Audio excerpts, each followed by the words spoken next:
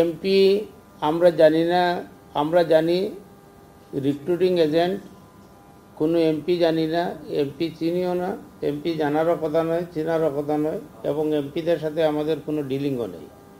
আমরা সিন্ডিকেটেও বিশ্বাস করি না। আমরা মনে করি যে যেটা হলো কি, যে যারা রিক্রুটিং এজেন্ট আছে, যারা অ্যাপ্লাই করবে, যারা মানুষের জন্য কাজ করবে, তাদের ব্যাপারে তারা আসবে, তাদের যোগাযোগ করবে, তারা অ্যাপ্লাই করবে, তাদেরকে কাজ দেওয়া হবে। আমি মনে করি যে আমাদের মাননীয় প্রধানমন্ত্রী জননেত্রী শেখ হাসিনা অত্যন্ত আন্তরিক বিদেশে কর্মী প্রেরণের ব্যাপারে।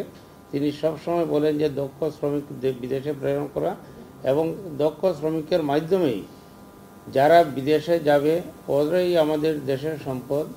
ওরা আমাদের দেশের মান সম্মান ইজ্জত রক্ষার্থে তারা কাজ করে যাচ্ছে, এবং তারা সম্মানী।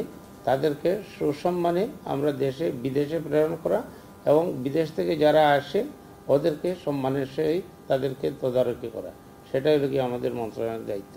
তদন্ত কমিটির মাধ্যমে সব কিছু তদন্ত হবে, এবং তদন্তের মাধ্যমে যা কিছু বাইরে আসবে, যারা দোষী সাব্যস্ত হবে তাদের বিরুদ্ধেই কঠোর ব্যবস্থা গ্রহণ করা হবে।